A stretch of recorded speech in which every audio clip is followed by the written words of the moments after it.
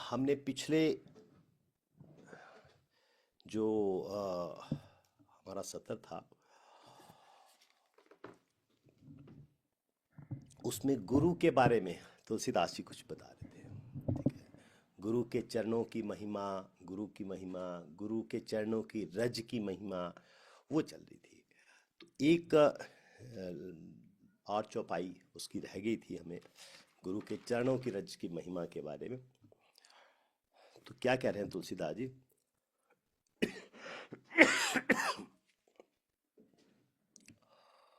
उघरहि विमल विलोचन ही के, उघरहि विमल विलोचन ही के, मिटहि दोष दुख भव रजनी के। सूझई रामचरित मनि मानिक, गुप्त प्रकट जह जो जहि खानिक। बाबा लिख रहे हैं उघरहि विमल विलोचन ही के। उघरहि मतलब खुल जाते हैं, है ना। विमल बिना मल के या स्वच्छ, और विलोचन मतलब आंखें, है ना, नेत्र। ही के मतलब हृदय के। और मिटहि दोष, मिट जाते हैं, दोष मिट जाते हैं।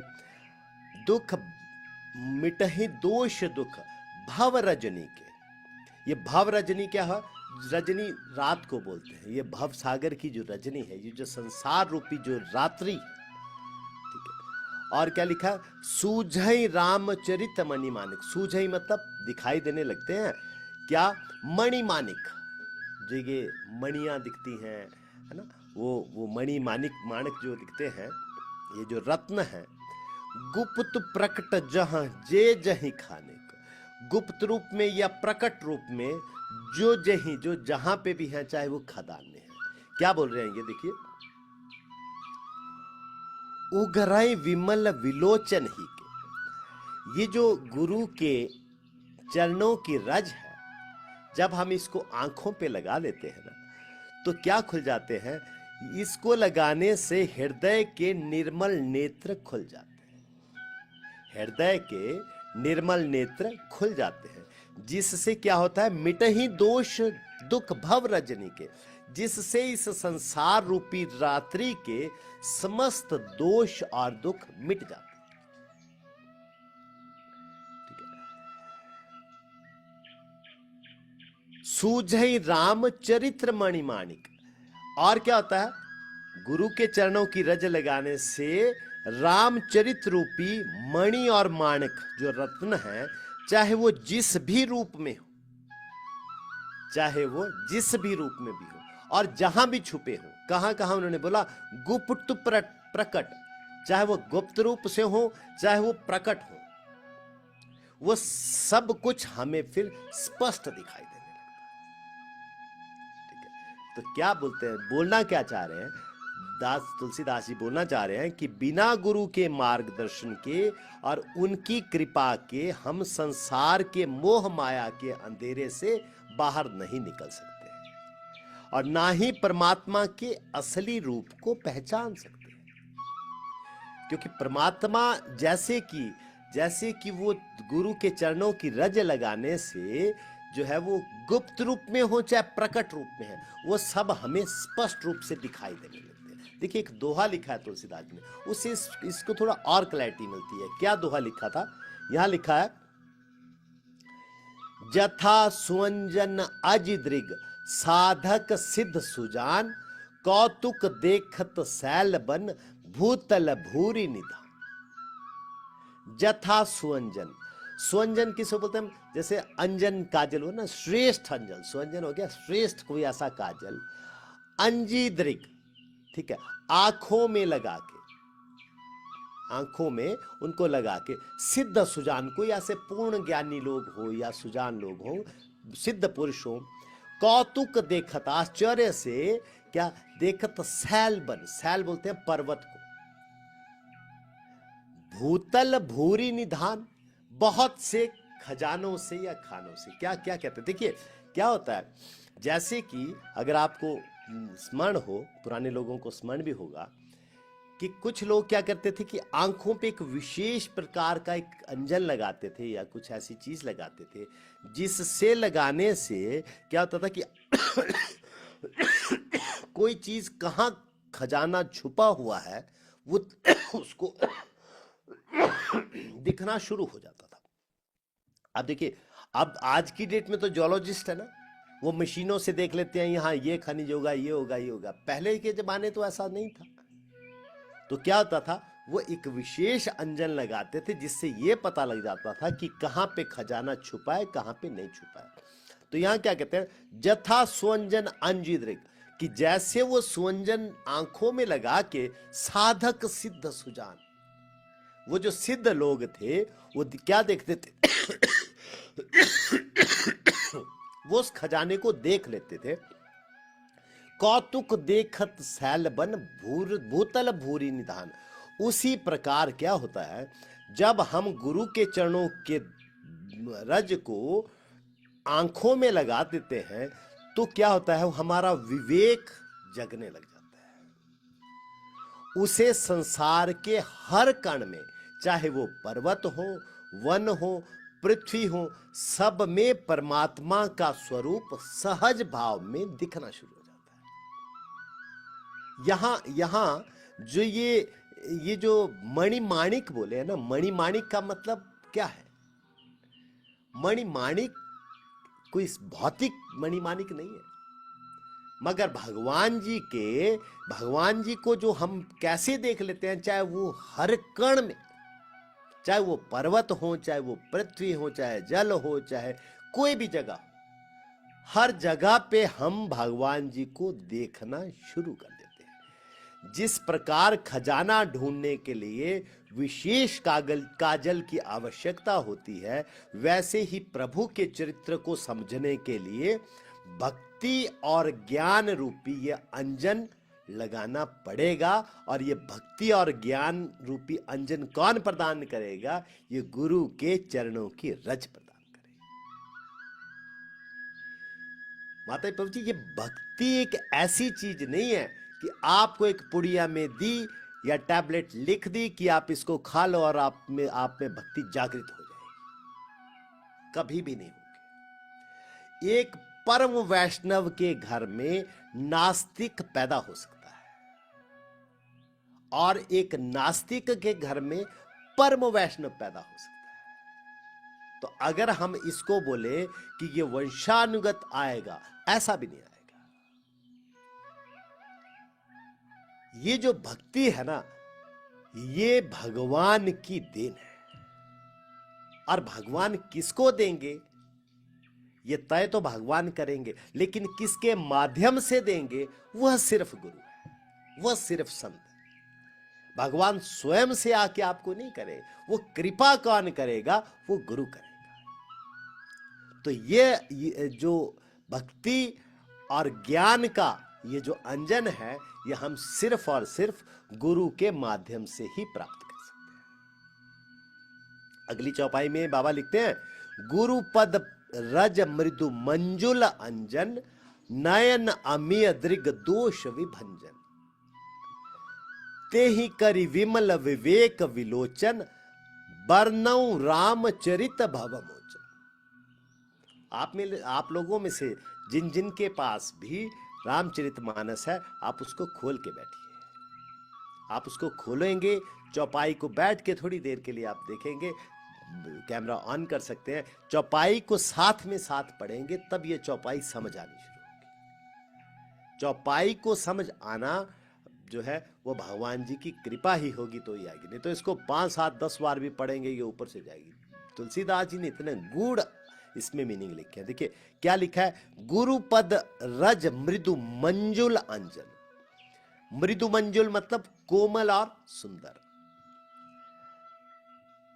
अंजन मतलब काजल, अमीय, अमीय मतलब अमृत के समान, अमृत के समान जीवन देने वाला। और क्या लिखा है, दृग दोष विभंजन। दृग दोष मतलब आंखों का जो दोष है, ठीक है, और उसके आंखों के दोष को दूर करने वाला।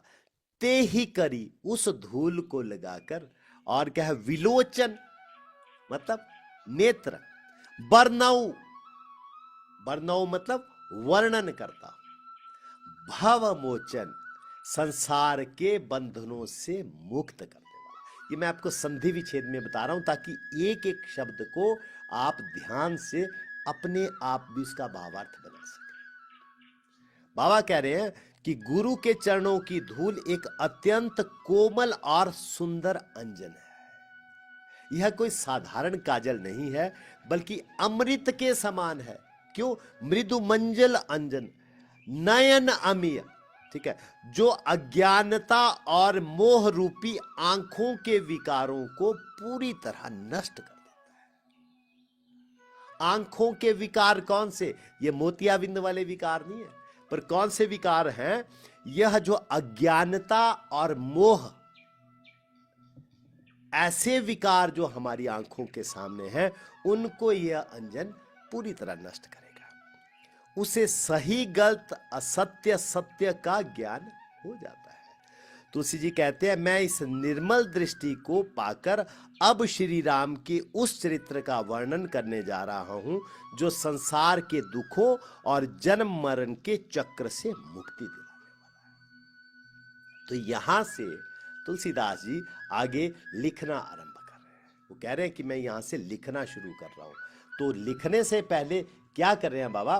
बंदो प्रथम ही सुर चरणा, मोह जनित संशय सब हरना, सुजन समाज सकल गुण खानी, करूं प्रणाम सप्रेम सुबानी। बंदो प्रथम महीसुर चरणा। महीसुर किसे कहते हैं?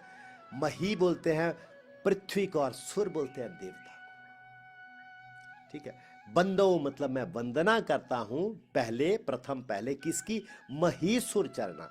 ये जो पृथ्वी पे जो ये देवता हैं, ये पृथ्वी के देवता कौन है? ब्राह्मण। लाइव देवता कौन है? ब्राह्मण। हाँ, ये देवी देवता भी हैं, लेकिन वो देवी देवता उनको तो हम प्रत्यक्ष उनको नहीं फील कर सकते, इनसे हम बात कर सकते हैं। तो ये कौन है?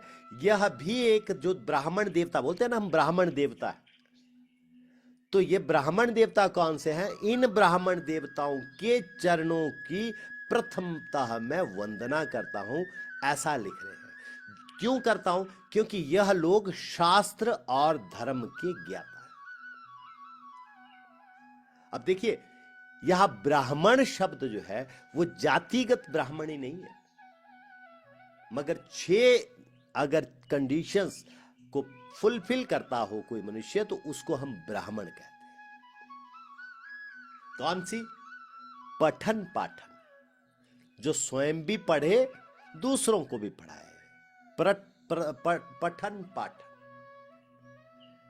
यजन याजन, खुद भी यज्ञ करे और दूसरे से भी यज्ञ करवाए। अब यज्ञ का मतलब यही नहीं है कि आप वो आहुति देने वाला यज्ञ, आप वो यज्ञ मंडप पे नहीं। अगर आप भगवान जी के नाम का जप कर रहे हो या दूसरे से भगवान जी के नाम का जप करवा रहे हो तो ये सारा क्या है? ये सब भी यज्ञ ही है, ठीक है। तो क्या कहा है? यजन याजन। तीसरा, दान प्रतिग्रह, जो अपनी रोजी को किससे चलाए? दान से चलाए। और शाम होने पे जो दान आया है, जो आपका सरप्लस बच गया, उसको आप आगे दान द्वारा करते हैं, तो वो ब्राह्मण है। पहली कंडीशन। उसके साथ साथ क्या होना चाहिए कि वो शास्त्र और धर्म का ज्ञाता भी होना चाहिए।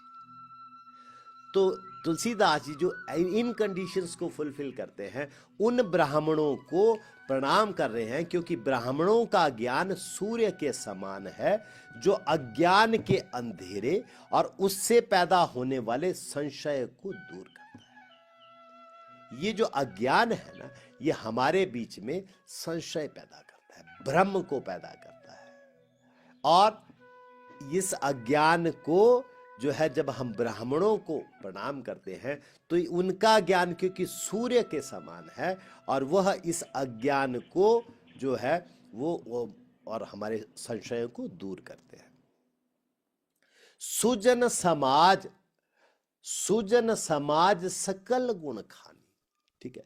संत समाज, सुजन समाज मतलब संतों का समाज।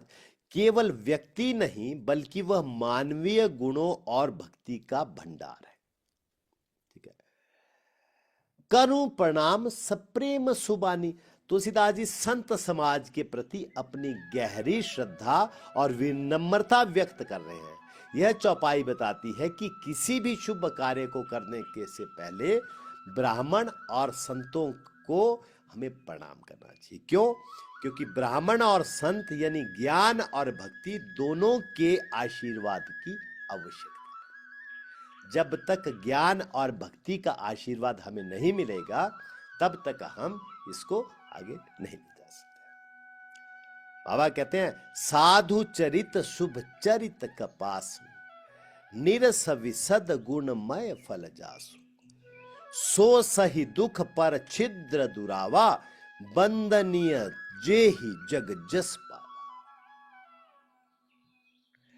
साधु चरित्र मतलब साधुओं का चरित्र, संतों का चरित्र। शुभ चरित्र कैसा है? वो कल्याणकारी चरित्र है। उनका कल्याणकारी आचरण जो है कपास की भांति है। निरस विसद मत निरस मतलब रसहीन है। ठीक है। विसद मतलब लेकिन उज्जवल है, सफेद है। ठीक है। यह निर्मल है। सो सही गुण सो सही दुख परिच्छिद्र दिखावा बंदनीय जेही जस जस जेही जग जस पावा। पर छिद्र मतलब दूसरों के छिद्रों को, दुरावा मतलब ढकना। देखिए तुलसी बाबा ने यहां क्या वर्णन किया है, तुलसीदास जी ने कंपैरिजन किया है संतों को और कपास के। जो आप देखते हो कपास की डोडी में कपास लगा होता है सफेद सा, वो जो सफेद सा कपास होता है ना, वो डोडी देखा बड़ी शुष्क सी, सूखी सी, नीरस सी डोडी। उसमें कोई बड़ा आकर्षण नहीं है, बड़ा रस नहीं है, कुछ नहीं। ठीक है। तो यहां क्या कह रहे हैं कि जैसे संतों का चरित्र शुभ और कल्याणकारी होता है वैसे ही कपास उज्जवल और सफेद होता है। जैसे कपास नीरस और गुणमय तंतुओं के धागों से बना होता है वैसे ही संतों का हृदय सांसारिक विषयों से विरक्त होता है। संत अकेला बैठा है मंदिर में जप कर रहा है तो हमें लगता है यार पता नहीं इसके क्या नीरस सा है, क्या जब जब जब करता रहा है, क्या बैठा है। लेकिन क्या है वो विरक्त है, पाप रहित है, निर्मल और सद्गुणों से भरा हुआ है। जैसे कपास का धागा सुई के किए हुए छेद को अपना तन देके ढक लेता है। करते ना हम सिएंगे तो कैसे सिएंगे?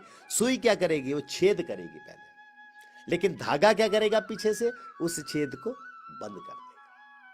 तो जैसे तुलसीदास जी यहां कंपैरिजन कर रहे हैं कि जैसे कि सुई के किए हुए छेद को कपास का धागा कैसा अपना तन दे के ढक देता है, वैसे ही संत का जीवन दूसरों के सुधार और सेवा के लिए होता है।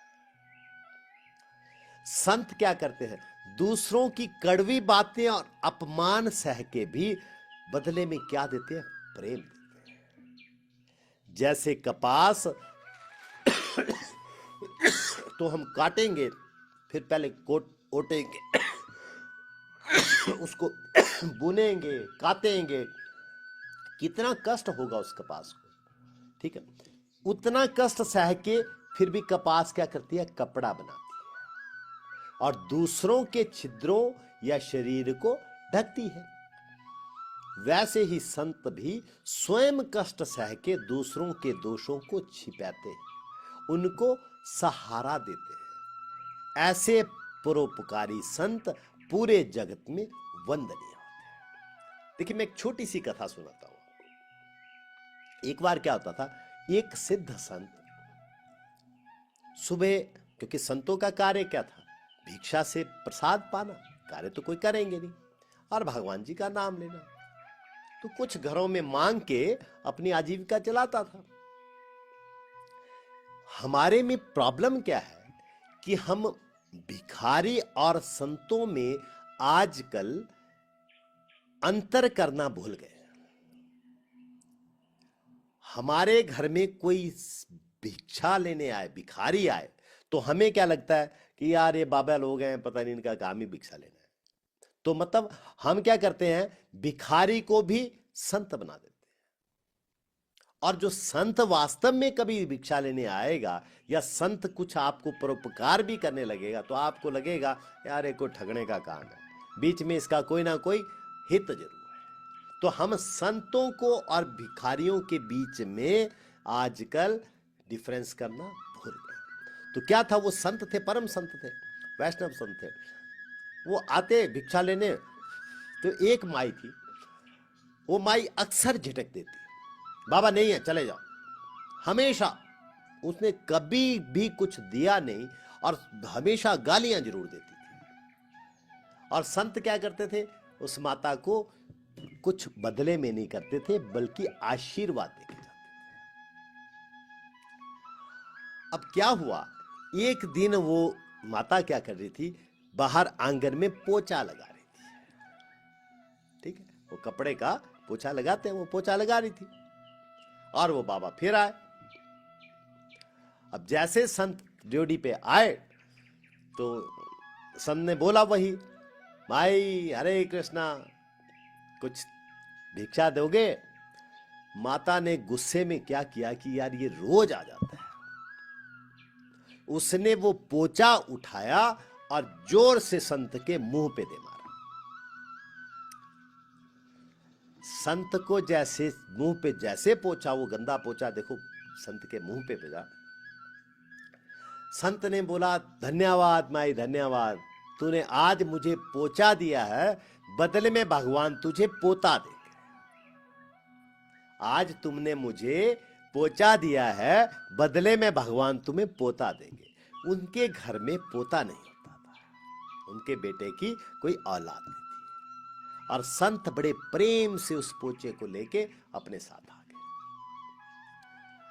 अपनी कुटिया में जाके संत ने उस पोछे को अच्छी तरह से धोया, सुखाया और उसमें से एक एक एक एक धागा अलग किया और उस धागे की रोज एक बाती बना के भगवान जी के आगे दिया जलाने लगे। और संत कहते हैं कि हे भगवान, चलो उस माई की हर इच्छा को पूरी करना। ठीक 1 साल के बाद जब संत वहां गए तो माई के आंगन में पोता था। माई चरणों में गिर गई, मगर संत को ना वो पोछा मारने से कोई फर्क था, ना आज उनके चरणों में गिरने से कोई फर्क था। तो संतों का हृदय कैसा होता है, बहुत कोमल होता है। इसलिए बाबा कहते हैं कि संतों के चरणों में मैं प्रणाम करता हूं। मुद मंगलमय संत समाजू, जो जग जंगम तीरथ राजू। राम भक्ति जहां सुर सरी धारा, सरसई ब्रह्म विचार प्रचारा। मुद मंगल, मुद मतलब आनंद, मंगलमय कल्याणकारी, संत समाज, संतों का समाज मतलब ना, जो जग जंगम, जग जंगम मतलब चल जगत में चलने फिरने वाला, जग जंगम जगत में चलने फिरने वाला। तीर्थ राजू मतलब तीर्थों का राजा है। सुरसरी धारा, सुरसरी देवताओं की नदी गंगा को कहते हैं, है ना, उनकी धारा। सरसई, सरसई मतलब सरस्वती जी। ब्रह्म विचारा, परम सत्य का चिंतन। प्रचारा मतलब प्रचार करना। संतों का समाज आनंद और कल्याणमय है, जो जगत में चलता फिरता तीर्थराज है, जहां राम भक्ति रूपी गंगा बहती है और ब्रह्म विचार का प्रचार ही सरस्वती। क्या तात्पर्य है? बाबा कहते हैं कि संतों का समाज आनंद और मंगल से भरा हुआ होता है। संत हमेशा आनंद से भरे होंगे, जैसी भी परिस्थिति उनको आएगी वो क्या होगा, वो आनंद में भरे रहते हैं। संत जहां भी एकत्र होते हैं वहां का वातावरण पवित्र, शांत और सुखद हो जाता है। उनके अनुसार संतों का समाज इस संसार में चलता फिरता तीर्थराज है। लोग पवित्र होने के लिए तीर्थों पे जाते हैं, मगर संतों की संगति तो उससे भी अधिक श्रेष्ठ है। क्यों श्रेष्ठ है? क्योंकि तीर्थ तो एक स्थान पर होता है, परंतु संत जहां भी जाते हैं उसी स्थान को वो तीर्थ बना देते हैं। हम हरिद्वार जी जाएंगे, वो तीर्थ है, लेकिन वो तो हमें जाना पड़ेगा ना वहां जाने के लिए। लेकिन संतों का समाज जहां भी होंगे, हम उस जगह को ही, उस जगह के वातावरण को ही चेंज। देखिए माता जी, हम बेशक किसी भी तीर्थ में चले जाएं, अगर हमारी मनोदशा शांत नहीं है, हमारा चित्त भगवान जी में लगा नहीं है, तो उस तीर्थ पे जाने से हाँ कुछ लाभ तो होगा, मैं ये नहीं कह रहा हूं कि नहीं होगा, मगर जो शांति हमें वहां मिलनी चाहिए वो हमें नहीं मिली। और ये शांति कहां मिल सकती है? जहां संतों का समाज है, वो एक चलता फिरता तीर्थ है। वहां पे तुलसी बाबा कहते हैं कि तीर्थ यानी प्रयागराज जिसे कह रहे हैं, कि जैसे कि प्रयागराज में या गंगा यमुना और सरस्वती का संगम होता है, उसी प्रकार संत समाज में भी भक्ति रूपी गंगा बहती रहती है। ज्ञान रूपी सरस्वती वो भी वहीं पे होती है, और शुभ विचार यमुना जी के तरह मिलते हैं। अतः ये जो तीन चीजों का जो है संगम वहां पे भी हो जाता है। इसके लिए क्या होता है, इसको हम प्रयागराज की तुलना करते हैं कि जैसे वो तीन चीजें हैं वैसे ही यह तीन चीजें हैं। शरीर से यात्रा करने का फल जरूर मिलता है, ठीक है, लेकिन बाहरी तीर्थ यात्रा पर्याप्त नहीं है। सिर्फ हम बाहर तीर्थ कर करके ही करें तो वो कोई बहुत पर्याप्त नहीं है, क्योंकि वास्तविक तीर्थ तो वही है जहां मन को शांति मिले।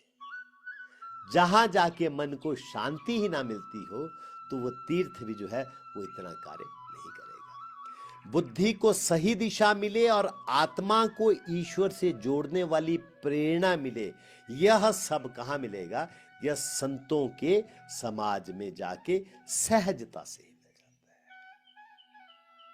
बाबा लिख रहे हैं, निधि निषेधमय कलिमल हरनी, कर्म कथा रविनंदनी बरनी, हरिहर कथा विराजति बेनी, सुनत सकल मुद मंगल दे।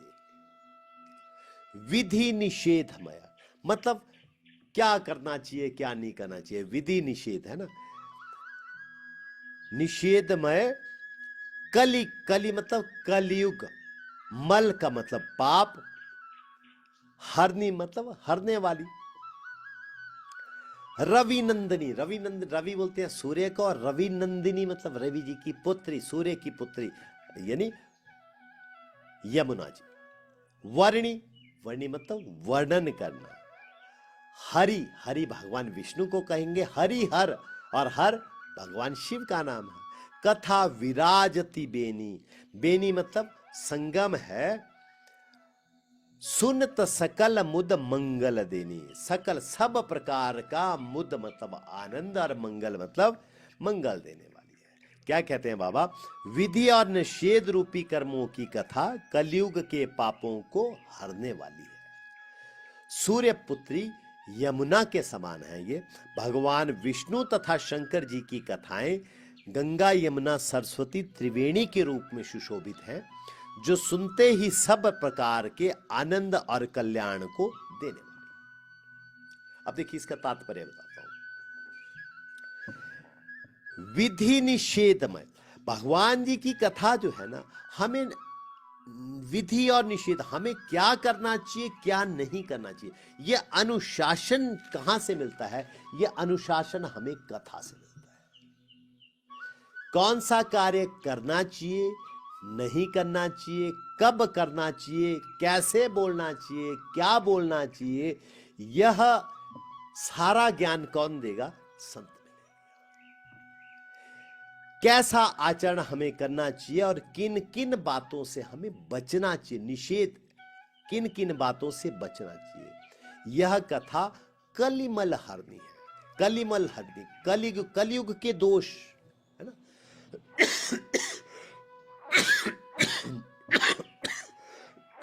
मल का मतलब दोष। अब कलयुग के दोष क्या क्या हैं? जैसे लोभ, क्रोध, मोह, माया, अहंकार, मत्सर, ये सारे विकार कैसे दूर होंगे? यह सारे विकारों को दूर करने की कोई दवाई नहीं है, मगर यह कथा ही एकमात्र उपाय है जिससे यह दोष स्वयमेव दूर होने लगते। देखो मतलब ये सारा एकदम नहीं होगा, ठीक है। जैसे जैसे हम इस कथा को आत्मसार करने लगेंगे ना, यह विकार स्वयमेव दूर होने लगेंगे। तुलसी बाबा उदाहरण देके बताते हैं कि जैसे सूर्य पुत्री यमुना जी के जल से यह शरीर क्या होता है? शुद्ध होता है। अगर हम यमुना जी में स्नान करते हैं तो क्या होगा? हमारा शरीर शुद्ध होगा। वैसे ही अगर आत्मा को शुद्ध करना है तो उसके लिए क्या करना पड़ेगा? हमें राम कथा सुननी। यह राम कथा आत्मा को शुद्ध करती है। आज के इस आधुनिक युग से हम आधुनिक युग में हम बाहर से तो स्वच्छ दिखते हैं, मगर हमारे जो अंतःकरण में जो ये चिंता, जो ये द्वेष, ये अशांति जो है ना, यह भरी हुई है, कूट कूट के भरी हुई है और सब में भरी है। ये नहीं कह रहा हूं कि मेरे में भरी है या किसी पर्टिकुलर किसी में भरी है, हर एक आदमी चिंताग्रस्त है। राम कथा उस अंतर मन को भी धोकर स्वच्छ और निर्मल कर देती है, जैसे कि यमुना मैया हमारे बाहरी शरीर को स्वच्छ करती है। और क्या लिखा था? ये हरिहर कथा, मतलब जो हरि भगवान जी की कथा है उसमें एक तरह भगवान विष्णु की करुणा है, हरि और हर, और दूसरी तरफ भगवान शिव की भक्ति है। अभी हम सारा आगे पढ़ेंगे भगवान जी ने कितना, शिव ने कितना विस्तार से भगवान जी की भक्ति के बारे में बताया। तो इस सब को मिला के क्या होता है? एक त्रिवेणी का संगम बन जाता है जिसमें भक्ति, ज्ञान और वैराग्य हमें मिलते हैं। भक्ति करती क्या है? भक्ति हमें प्रेम प्रदान करती है। और ज्ञान से क्या होगा? ज्ञान से विवेक मिलेगा। और वैराग्य से क्या होगा? वैराग्य से शांति मिलेगी।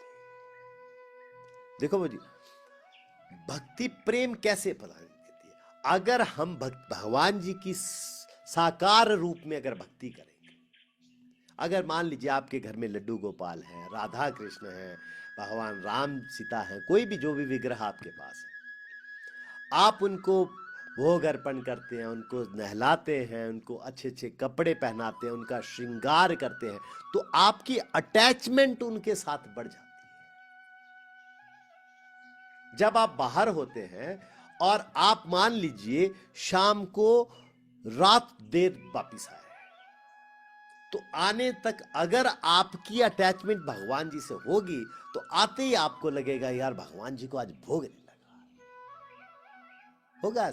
जैसे अगर आपके घर में छोटा सा बालक हो और वो अकेला रह जाए, उसको भी आपको ऐसा लगेगा भगवान जी तो आज भूखे प्यासे रह गए। तो ये क्या संबंध किस चीज से बन गया? ये प्रेम का संबंध बन गया। और ये प्रेम का संबंध बनेगा कहां से?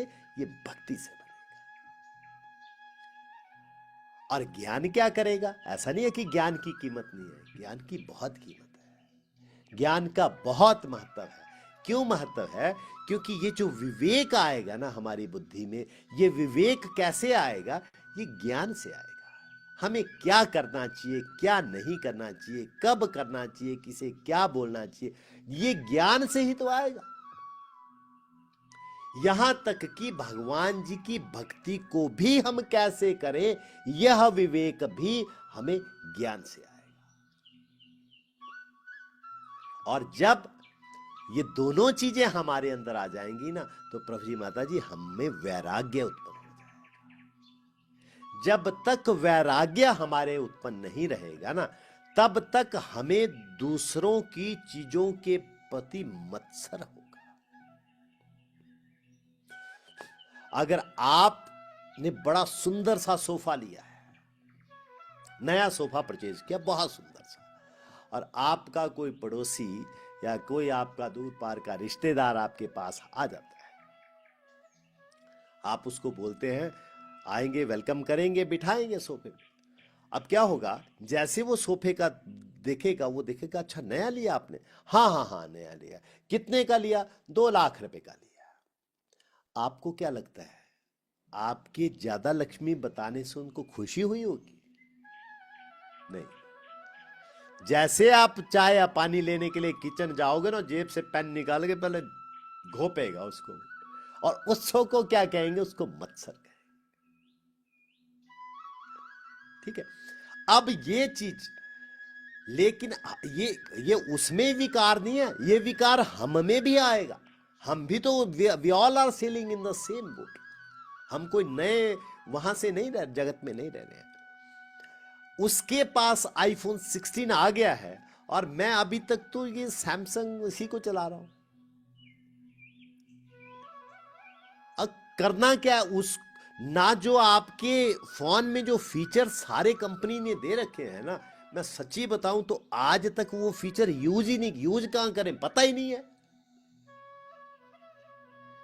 हम उस फोन से करते क्या हैं, कॉल करते हैं, कॉल सुनते हैं, ज्यादा से ज्यादा क्या व्हाट्सएप चलाते हैं, फेसबुक चला लेंगे, इंस्टाग्राम चला लेंगे। ये चीजें आपको एक 10-12 हजार रुपए या 5-7 हजार के फोन में भी सेम मिले। हाँ, फोटो थोड़ी सी क्वालिटी आपकी ज्यादा अच्छी आ जाएगी उसको लेने से, बस। तो फोटो का हम लोग करते क्या, कहीं जाएंगे, कहीं भी जाएंगे, उसका आनंद लेने के बजाय सबसे पहले अपना मोबाइल निकाल के फोटोग्राफी करेंगे। तो हमारे समय में तो क्या होता था, जब फोटो लेते थे तो उसको प्रिंट कराते थे, कहीं लगा देते थे, रखते थे। और हम क्या करते हैं, अब उस फोटो को फेसबुक में डाल देंगे ज्यादा से ज्यादा, और फेसबुक में डालने से जो बेचारे जलने वाले हैं वो और ज्यादा जलेंगे। आपसे कोई खुश नहीं होंगे, आप सोचा आपकी ज्यादा सुंदर फोटो है। और एक बात और देखना आपने, हम लोग ग्रुप फोटो जब भी लेते हैं ना, ग्रुप फोटो जब भी फेसबुक में डालेंगे, उसमें डालेंगे, तो हमेशा ये देखेंगे कि जिसमें मैं कितना का सुंदर या सुंदर दिख रही हूं। दूसरे के बारे में नहीं चिंता करेंगे कि उसका मुंह तो हो टेढ़ा था, उस टाइम उसकी आंखें बंद थी, नहीं होगा। क्यों होगा यह? क्योंकि हम अपने तक ही सीमित हैं।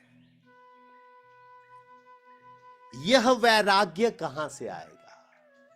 ये संतों में क्या है वैराग्य, आपने देखा उस कथा में, माता ने पोछा मारा और उन्होंने पोता दिया बदले में, ये वैराग्य। और हमें, जो हम अपने आप को बहुत अच्छा कहलाते हैं, एक व्यक्ति अगर हमसे जरा सा टेढ़ा बोल जाए, ऐसे तो हम बहुत मृदुभाषी है, बहुत मृदुभाषी है, पर कोई हमसे जरा टेढ़ा तो बोल के देखे, वो एक बोलेगा, हम 10 बोलेंगे उसको। मगर संत क्या करते हैं, संतों में वैराग्य, और वो वैराग्य हम में कब आएगा, जब भक्ति और विवेक हम में आएगा। बटु विश्वास अचल निज धर्मा, तीर्थ राज समाज सुकर्मा। सब ही सुलभ सब दिन सब देसा, सेवत सादर समन कलेशा। बटु, बटु किसको कहते हैं, विद्यार्थी को, स्टूडेंट को, या ब्रह्मचारी को बोल सकते हो, ठीक है। विश्वास, विश्वास है, दृढ़ भरोसा है। अचल, अडिग है जो। निज धर्मा, हमारा निजी धर्म है ना, अपना कर्तव्य है। समाज सुकर्मा, श्रेष्ठ कर्मों की सभा। सेवत सादर, सेवत सादर मतलब आदर पूर्वक सेवा करने से। समन कलेशा, कष्टों का नाश होगा। लिख रहे हैं बाबा, जिस ब्रह्मचारी या विद्यार्थी को अपने धर्म और कर्तव्य में अडिग विश्वास है, उसके अच्छे कर्म और सज्जनों का संग उसे तीर्थराज के समान पवित्रता प्रदान करता है। या यूं कहे कि उसे श्रेष्ठ सज्जनों के संग में वह पवित्रता मिल जाती है। जो तीर्थराज में उपलब्ध है। यह संत समाज रूपी प्रयागराज सब देशों में सब समय सभी को और सहज में ही प्राप्त हो सकता है और आदर पूर्वक सेवन करने से यह कलेशों को नष्ट करने वाला है। अब देखिए तात्पर्य पढ़ते हैं। तात्पर्य में क्या लिखा है? बाबा चाह रहे हैं कि जीवन में अनेक प्रकार की परिस्थितियां आना स्वाभाविक है। क्या कहते हैं बाबा? कि ऐसा नहीं है कि ये जीवन में ये जो विषम परिस्थितियां हैं या बड़ी अच्छी परिस्थितियां हैं, यह किसी ने बड़े अच्छे कर्म किए उसको अच्छी अच्छी परिस्थितियां मिल रही हैं और किसी ने बुरे बुरे कर्म किए हैं तो उसको बुरी परिस्थितियां। आप जो अच्छे दिखाई दे रहे हैं ना, जब उसके अंतः में जाके उनकी देखोगे ना, उनके अंदर जाके देखोगे उनको कितनी परेशानी है वो तो उनको पता है। हमें दिखता है कि मान लीजिए हमारे देश के प्रधानमंत्री श्रीमान मोदी जी हैं, हमें दिखता है यार कितना आनंद है, जहां जाते होंगे अपने प्लेन पे जाएंगे, पहले ही वो जब उनके जाने से पहले रेड कारपेट बिछ जाता है, ये होता है वो होता है। लेकिन कौन कौन आदमी उनको उठने से पहले उनके लिए नया नया आज कुछ और प्रॉब्लम्स खड़ी कर चुका है, वो तो उनसे पूछो। तो यहां क्या कह रहे हैं? कहते हैं कि ये परिस्थितियां आना तो स्वाभाविक है। सफलता या असफलता मिलना, दुख या सुख मिलना किसी के भी हाथ में नहीं। मगर एक सच्चा साधक अपने निज धर्म पर, अपने कर्तव्य पर अटल विश्वास रखता है। ये परिस्थितियां तो आती जाती रहेंगी, परिस्थितियों में कोई फर्क नहीं है, लेकिन जो वो अपना सच्चा कर्म कर रहा है ना, उसको नहीं छोड़ेगा। एक सिगरेट पीने वाला माताजी प्रभु जी नशेड़ी होगा ना, या शराब पीने वाला होगा ना, उसको पीने का बहाना चाहिए। आज क्या हो गया? आज तो फलां दोस्त का जन्मदिन है, तो क्या हो गया? आज तो फिर पार्टी होगी। आज मेरे को फलां टेंशन है, फिर क्या होगा? फिर पार्टी होगी। मतलब क्या है? वो कोई ना कोई बहाना जरूर ढूंढेगा। मगर जो अपने दृढ़ निश्चय पे टिका है, उसकी तरफ से चाहे कुछ भी हो जाए, उसको इससे कोई फर्क नहीं पड़ता। वो कभी भी अपने रास्ते से भटकेगा नहीं। तब लिखा बटु विश्वास अचल निज धर्म। आगे लिखा है तीर्थ राज समाज सुकर्म। साधारणतः हम तीर्थ यात्रा को पवित्र मानते हैं। हम समझते हैं कि हमारे पाप जो हैं भ्रमण करने से नष्ट हो जाएंगे। जैसे मैंने बोला संभवतः हो भी जाते होंगे कुछ। मगर क्या होता है? वो जो पाप है, वो पाप जो अब तक आपने किए, वो मान लीजिए उस धाम में जाके, मान लीजिए आपने प्रयागराज में गए, उन त्रिवेणी में आपने डुबकी लगा ली, या गंगा जी में जाके हरिद्वार में आपने वहां पे डुबकी लगा ली, तो पाप आपके समाप्त हो गए। मान लिया, मैं मानता हूं कि भगवान जी ने अगर या संतों ने कहा है कि वहां पाप नष्ट होते तो हो गए। लेकिन पापों के नष्ट होने से क्या आपकी प्रवृत्ति बदल गई? नहीं। आप क्या करेंगे? फिर आएंगे, फिर पाप करेंगे और फिर आपके ऊपर वो इफेक्ट होगा। जैसे कि हाथी स्नान, आपने हाथी को नहाते हुए देखा है? वो क्या करेगा? मैला होगा, नदी किनारे जाएगा, सूंड से पानी भरेगा और फिर स्नान कर लेगा अच्छी तरह। बाद में करेगा, जैसे बाहर निकलेगा सूंड में धूल ऐसे निकालेगा और फिर अपने छिड़क लेगा। अगर आप लोगों ने हाथी को देखा हो तो ये हाथी स्नान क्या है? आपने स्नान किया, आप स्वच्छ हो गए, लेकिन दोबारा, जैसे कि चर्च में जाके वीकेंड पे जाके क्या किया जाता है? वहां कन्फेसिंग रूम बना होता है। तो हम क्या कहते हैं?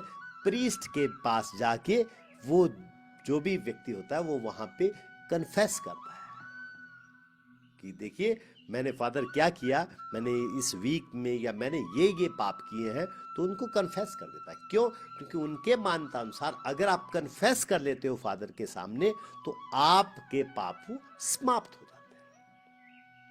हाँ, होते होंगे, मैं नहीं कह रहा नहीं होते होंगे, मगर क्या उसके कन्फेस करने के बाद आप उस पाप को नहीं करोगे, ये गारंटी है?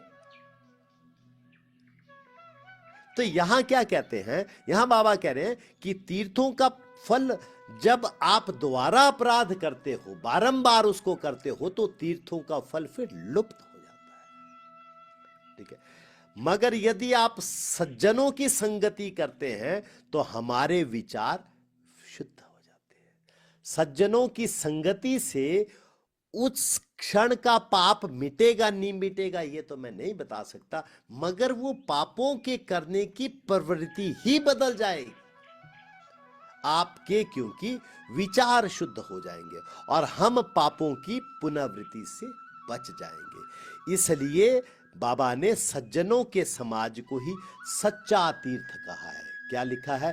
तीर्थराज, मतलब वो तीर्थों का राजा है। अब क्या कहा है? सब ही सुलभ, सब दिन सब देसा। आप बाबा की एक एक लाइन को ध्यान से सुनो।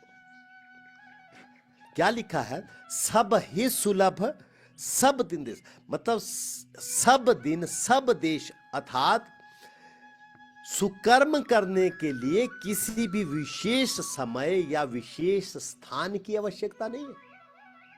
हम कहीं भी किसी भी समय में अच्छे कर्मों को कर सकते हैं, यदि हम श्रद्धा और आदर के साथ सेवा भाव अपनाएंगे तो हमारे जीवन के समस्त क्लेश स्वयमेव ही समाप्त हो जाएंगे। क्यों? क्योंकि लिखा है ना, सेवत सादर समन क्लेश। ये जितने क्लेश है ना, अगर हम ऐसा करेंगे तो ये सारे क्लेश स्वयमेव खत्म हो जाएंगे। सेवा मन को शांत करती है। क्यों? क्योंकि देखो हम सेवा करने का मतलब ऐसा नहीं है कि मंदिर में जाके आप कहीं सेवा करो, उसी को सेवा करें। घर में माताएं क्या करती हैं? जब आपके बच्चे, जब उनके पति देव, उनके सास ससुर सारे प्रसाद पा लेंगे, उसके बाद वो जो बचेगा ना उसको खाती है। या आप, वैसा नहीं माताओं उन्हीं की बात करो, आपके घर में कोई गेस्ट आया, आप सर्व कर रहे हैं, सर्व करने से जो सेटिस्फेक्शन आपको मिलेगी ना, भले आपको बाद में वो चीज, आपने बड़ा सुंदर शाही पनीर बनाया था, दाल मखनी बनाई थी, ये बनाया था, वो बनाया था, लेकिन बाद में आपको जब खाने की बारी आई आपको बचा ही नहीं। आपने क्या किया? वो जो चपाती 2 बची थी उसी को परांठे के रूप में तवे पे थोड़ा सेका और चाय से खा गए। लेकिन उस परांठे से भी आपको, उस सूखी रोटी से भी आपको वो शांति मिल जाएगी जो शायद उस शाही पनीर और दाल मखनी से आपको नहीं मिलती। ये बातों को फील करेंगे। जब तक प्रभु जी, माता जी, हम इन बातों को फील नहीं करेंगे ना, तो हमारा जीवन उस बहुत बड़े बड़े कार्य करने से बहुत चीजें नहीं होती। छोटे छोटे कार्यों में उसका आनंद लेने की प्रवृत्ति जब हम में हो जाएगी, हमारे पास जो कुछ है हम उस चीज को, उसकी वैल्यू नहीं कर रहे, इस दौड़ में लगे हैं कि क्या हमारे पास नहीं है। हमारा घर कितनी अच्छी जगह है, आप कभी देखो तो सही दूसरों के घर, उन घरों को देखो। आप कभी बड़े शहरों में देखो, एक बेचारा सारा दिन मजदूर कार्य करता है और सोता कहां है? उस रेडी पे ही सो रहा है, उस फुटपाथ पे ही सो रहा है। जब बारिश आती है तो बिल्कुल कहीं छोटी सी जगह, छत ढूंढ रहा है जहां वो उस बारिश से बच जाए। लेकिन हमें इतना सुंदर घर मिला है, लेकिन हम उसकी कदर नहीं कर रहे। हमारे घर के आंगन में सुबह सुबह कौन कौन सी चिड़िया चर्पिंग करती है, कौन कौन सी चिड़िया बोलती है, कभी आपने सुना? किसी दिन देखो तो सही, सुबह सुबह अपने आप के साथ। पर उसके लिए क्या होगा? फर्स्ट ऑफ ऑल ये गैजेट्स हमें दूर रखने पड़ेंगे। हम इन गैजेट्स को दूर रख के कुछ देर के लिए अपने साथ बैठे, शांत मन से सुनने का प्रयास करें। आपको लगेगा अच्छा ये जीव भी यहां बोलते हैं, ये भी हैं यहां, ये पक्षी भी यहां हैं। ये जो सूर्य जब सुबह सुबह उदय होता है हमारे घर में, तो कितना सुंदर है इसकी किरण। ये जो शाम को चंद्रमा, अभी अभी जैसे अभी पूर्णमासी होके गई है, तो कितना सुंदर चंद्रमा है। वो चंद्रमा देखने ही से बनता है। अगर हम थोड़ी देर जाके अपने साथ बैठ के चंद्रमा की तरफ देखें, हम उन सूर्य देव से, उन चंद्रमा देव से हम ये अगर उनसे कृपा मांगे कि देखो आपने हमारे पता नहीं कितने जन्म देखे, इन पुराने जन्मों में हम क्या थे, आपने देखा है ये सब कुछ। ये चीजें जो मेरे पास हैं शायद पिछले जन्मों में बिल्कुल नहीं थी, अभाव था इनका, या आज वो बहुत कुछ मेरे पास था वो आज नहीं है, आज उसके बजाय ये छोटा सा है। मगर जो है उसका आनंद क्या मैं ले रहा हूं? जब प्रभु जी माता जी जो है उस चीज का आनंद लेना हम शुरू करेंगे। भगवान जी ने 2 दिन आपके ऐसे भी दिए हैं जिनमें आप 24 घंटे यूज नहीं कर पाएंगे। मालूम है आपको? आप रोज 24 घंटों को यूज करते ना, सोने खान, दिन रात 12-12 घंटे मिलाएं 24 घंटे बनते हैं। लेकिन 2 दिन ऐसे भी आएंगे आपके जीवन में जब आप 24 घंटे को यूज नहीं कर पाएंगे। कौन सा दिन? जिस दिन आपका जन्म हुआ था, आपने तब भी 24 घंटे दिन के पूरे यूज नहीं किए थे, क्योंकि जितने बजे आपका जन्म हुआ उससे पहले की घड़ी छूट गई। और दूसरा, जिस दिन आप ये शरीर छोड़ेंगे उस दिन भी 24 घंटे नहीं। और जिस दिन ये शरीर छूटने लगेगा प्रभु जी माता जी, आप उस यमदूत को या ब्रह्म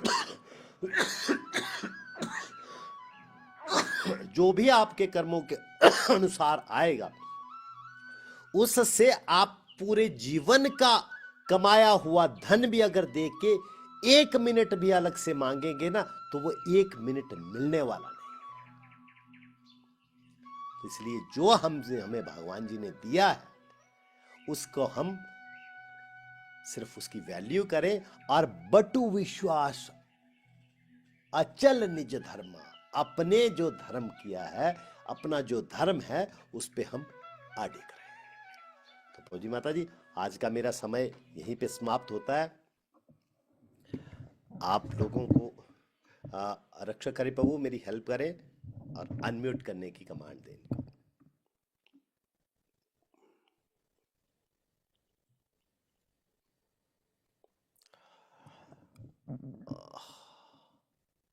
को होस्ट, यहाँ होस्ट और को होस्ट दोनों ही मैं हूं। अच्छा, ये क्या हो गया?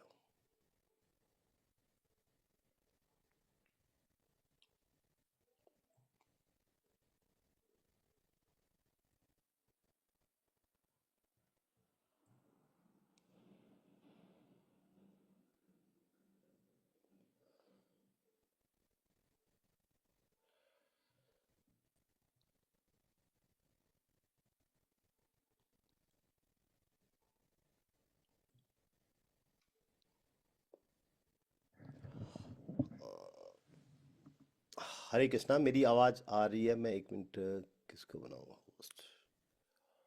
अच्छा, रक्षक हरि प्रभु नहीं है यहाँ। उषा सिंह माता जी यहाँ। हरे कृष्णा, रक्षक हरि प्रभु आप हैं? उषा माता जी का।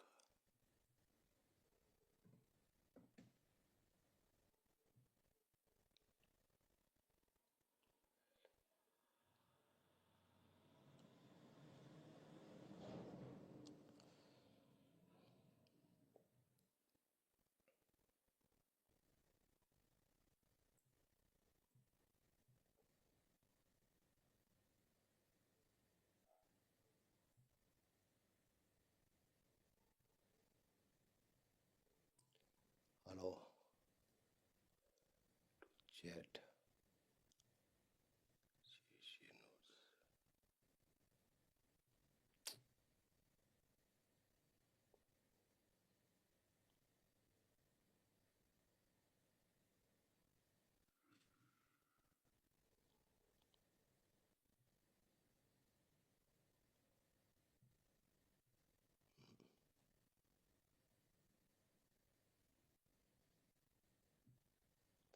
अनम्यूट की ऑप्शन नहीं आ रही है। Lock meeting enable meeting.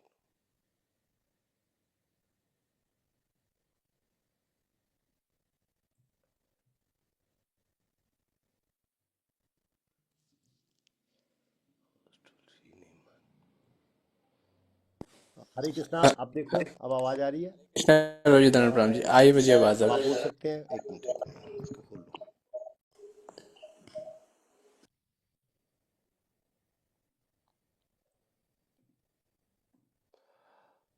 Hare Krishna, कोई अनम्यूट करेगा? हरे कृष्णा प्रभु जी आ रही है आवाज।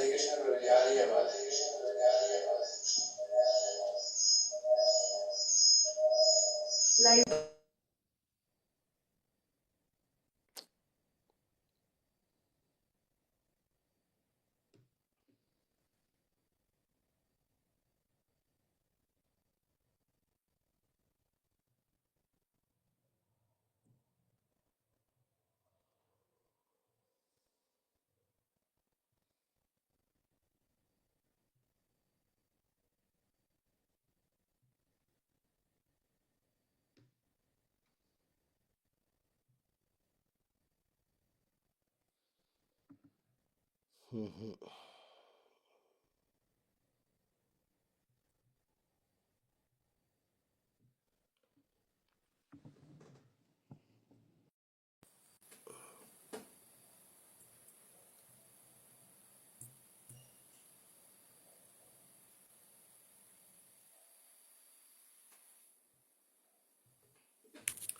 मैं ध्यान से करने की कोशिश करता हूँ। एक